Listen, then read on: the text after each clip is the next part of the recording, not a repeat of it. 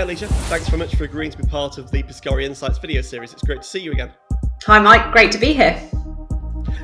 So let's get straight into it, given the kind of time constraints we're all under these days. Just start by telling everyone a little bit about who you are and what you do, please.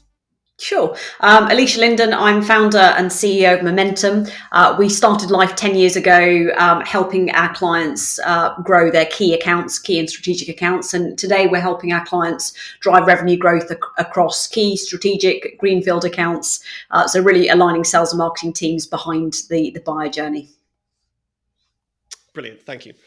So in terms of we've got three topics to broadly discuss. Let's start by discussing broadly about kind of what is ABM, how it's evolved since its inception. Back in the day, even like 20 years ago, we were talking about those kind of ideas. And why is it more relevant today than it has been ever before? Sure. So account-based marketing is about aligning your resources to focus on accounts, so understanding, starting with insight, who are these organizations, how can you create value, and then really aligning all of your interactions, be that your marketing communications, your sales interactions with those customers. So you're building relevance and really helping create value, joining the dots between your organization and their business. So where we started life, I was out for dinner with a guy I used to work with at Microsoft, and he told me this story about how his sales rep had put down a stack of brochures at the end of a meeting with a CIO at a large global bank. And that's pretty depressing for a marketing person. It's pretty depressing for a salesperson, going almost back to the old Argos catalog days. And that really, for me, was the penny drop moment. I know you say ABM's been around for 20 years, but I think it's really only reached the mass market in the last 4 or 5 years. It's really gaining speed because I think so much marketing is produced in a dark room, and it's not about the customer. It's about what the company's looking to market and sell. And so much of sales has been about relationships. It's been about having a black book when actually the rest of the market, there's commoditization. There's a lot of competition coming about. So ABM has been on quite the journey over the past few years, the past few decades. It's gone from sales and marketing people not really that interested in focusing on a set of accounts to now really doubling down. Anyone targeting the enterprise has an account-based strategy. There are two types of programs that we're seeing. Firstly, there are those that are really focusing on customer insight. They're building relevance to drive future value, not just for themselves, but also for their customers. And then the second group are taking intent data, signals, and targeting accounts via personalized media and communications. So talk about the second one a little bit, about how that works, because obviously a lot of my audience are interested in, the sales model of yesterday, as you say. It's not gone, but it's certainly changed, that's for sure. And joining the dots between different points within an account that you're trying to get to penetrate higher in a meaningful way, where you're targeting people, you're adding value to their lives. How does that work, and what's kind of good practice? Yeah, I mean, we mostly focus on the enterprise, and if you look at the buyer journey, it's not linear. Yes. And as you said, the sales and marketing playbook has been rewritten and accelerated somewhat in these past 18 months. The deeper you go into that buyer journey, the more knotty it becomes. And something that we've seen in the last year or so is that sales teams are having to lean much more into marketing because they're not having those water cooler conversations. So they're saying to marketing, well, tell me how my customer or this account is behaving. What information have you got access to that could inform my conversation or decision making? And I think what's also happened in the last few years is that customers are becoming much more sophisticated when it comes to navigating the buyer process, and that in itself puts a different type of pressure on sales and marketing teams. Definitely, and that whole, I mean, as the kind of, we have to have a conversation around this, because content-based marketing, everyone now is talking about, well, inbound's the way to go. You need rich content. You need to be a thought leader, a trusted advisor, and it's easy to say, but for large supplier organizations, IT services companies selling into big FTSE 100 global enterprises, that's very difficult to make work at a kind of granular level. Any kind of insights into how that kind of content-based marketing is working?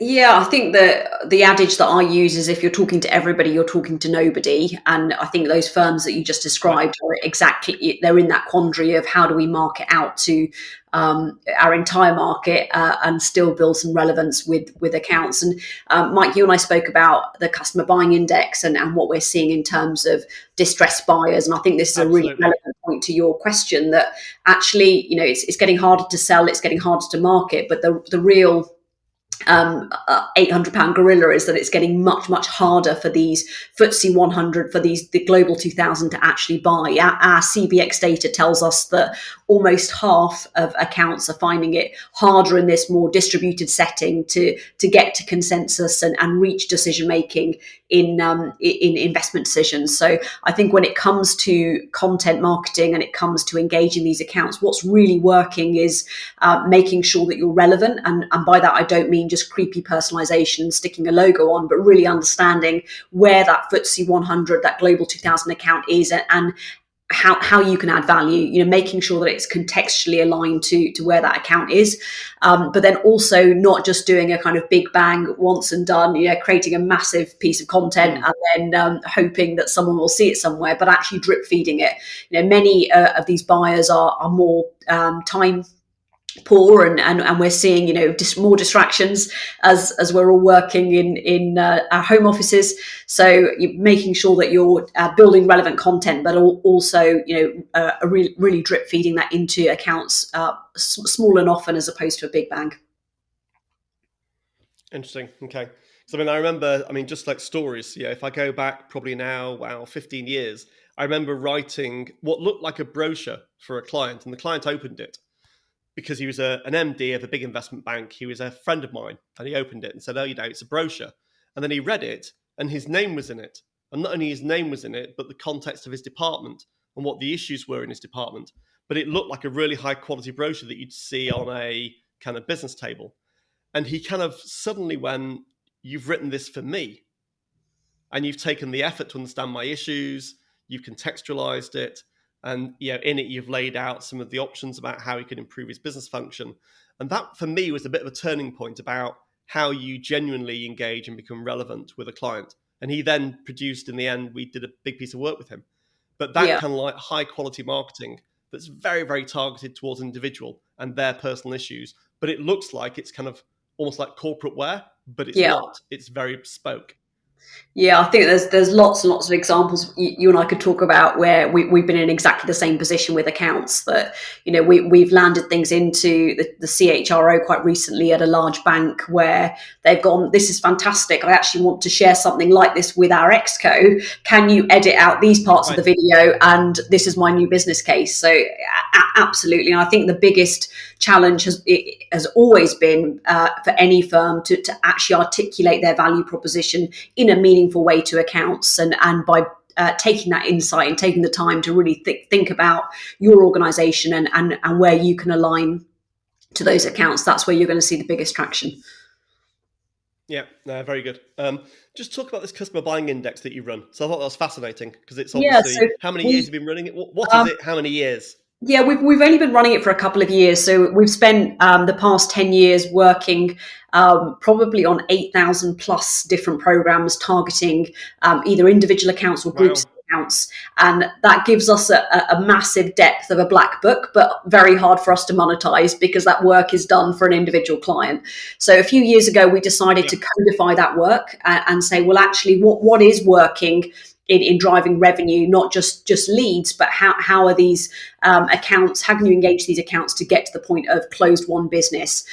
So we built out essentially a research study that we conduct every quarter, and we go to CXOs in the global 2000 and interview them to better understand where they've made large investment decisions, $3 million plus. What was the sales and marketing activity that really helped them get through that buying cycle and get to commitment? So it gives us unique insight, I think, into the global 2000, but also a way of helping clients to sharpen their targeting and better engage their accounts. Interesting. So, and what trends are you seeing, albeit over the last kind of couple of years, but kind of, what's changed? Yeah, I mean the most recent change, the really big one for us is that sales and marketing playbook, as you spoke about. We're seeing transparency has shot up in the last few months. Our latest data from April shows us that the Global 2000 are more interested in vendors being open and transparent. And I think partly that's how they're probably selling and marketing in this slightly, almost like a video game type world. There's, who's real and what's actually there. And the other big trend that we've seen in this current wave is that firms are actually, particularly the FTSE 100 Global 2000, are less willing to buy from new vendors. We've seen that rise to 57% of firms are actually saying we don't want to talk to anyone new. We know who we know, and that increases to almost 75% in the US firms. So I think that sophistication of buyer journey, it's getting harder to dislodge the incumbent and become that new seat at the table. So I think for us that means from a sales and marketing perspective, you've got to focus in on your IP. So really understand your accounts, really understand where you can add value. Secondly, make sure that you're driving your best people in those interactions. So whether it's senior executives, whether it's your product teams, really creating that level of transparency into your business, lifting the kimono and giving customers access. And then, thirdly, I talk a lot about value and creating value exchange, but ultimately your proposition, if you're just selling what you've got in the back of your car or in your suitcase, it's not enough. You've got to be able to go that extra mile. Everybody that you're talking to in your customers and accounts, they've all got their own initiatives running, they've got their own programs, they've got their own priorities, and you've got to be able to put your proposition in their language, but also more importantly, help them to sell it internally. That don't just think about enabling your sales team, enable your customers to really navigate that buying cycle. I mean, it was interesting when back in the day when I was at KPMG, and we spent a lot of time being taught about kind of large account management, so LAMP as it was then from Miller Hyman, and about the critical importance of internal syndication within large organizations. The bigger the organization gets as a buyer, the more complex their decision-making network becomes, and the more you need to syndicate your kind of content and decision-making. But how you do that without losing control of the sales cycle was difficult. Has anything changed in how that works now? Yeah, I mean, I think if you rewind back 20 years ago, you could dislodge the buying process by taking the CFO out for dinner, and that the deal could be done even in a very large account and with a large investment. We've seen lots of big transformation programs not go according to plan in these global accounts, and that has created a level of risk aversion. So for us now, it's about not just indicating content, but building consensus, getting as much of the organization behind an idea, making sure that you've got some advocates, champions in exactly the same way that you described with the Miller Hyman selling strategy. Having those anchors in the organization can help not just build that consensus and create alignment, but help justify any form of decision making at those key points. So it's about staying close to some key players, but making sure that you're not pinning everything on those individuals, and you're bringing the rest of the account with you. Yeah, and it takes longer, but you're far more likely to get a better deal on both sides of the equation if you take the time to do that. Just given the time, kind of like just talk to us very briefly about distressed buyers and about what's happening with kind of distressed buyers in those big accounts.